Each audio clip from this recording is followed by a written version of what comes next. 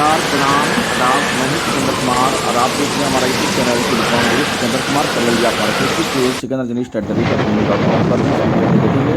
अगर यह वीडियो पसंद आए तो हमारे पेज सिकंदर जर्नलिस्ट को फॉलो करना ना भूलें। दरअसल यह जो खबर है निश्चित रूप से थोड़ा आपको सोचने पर विवश कर देगा।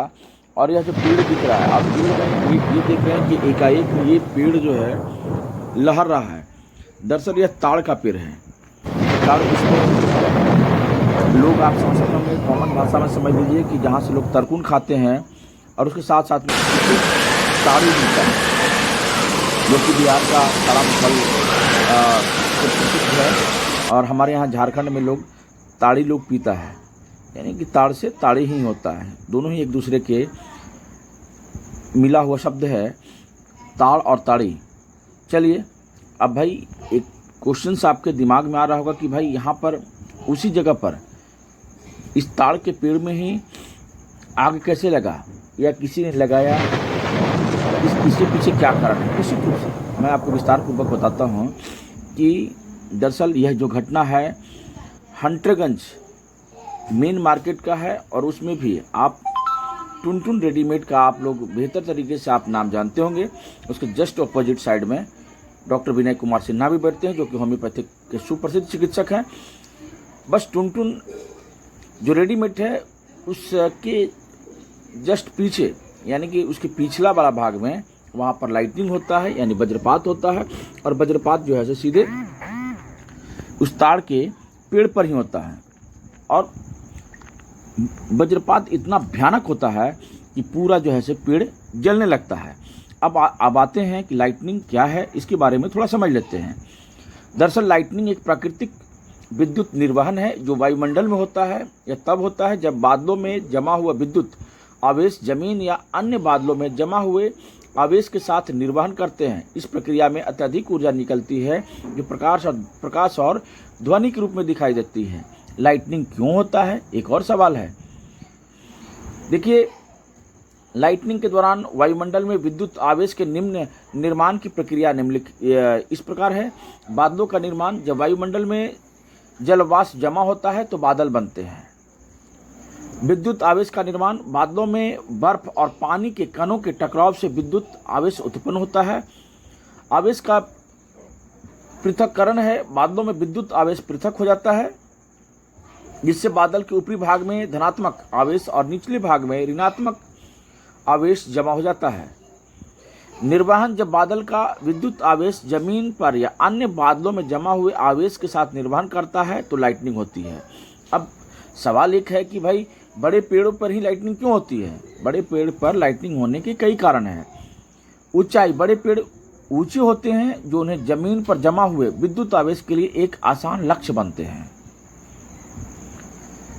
चालकता, पेड़ों में जल और लवण जो विद्युत के अच्छे चालक होते हैं। आसपास का वातावरण, बड़े पेड़ों के आसपास का वातावरण अक्सर विद्युत आवेश के लिए अनुकूल होता है। अब बचाव का क्या उपाय है। देखो, लाइटनिंग के बचाव के निम्नलिखित उपाय इस प्रकार से हम लोग अपना सकते हैं।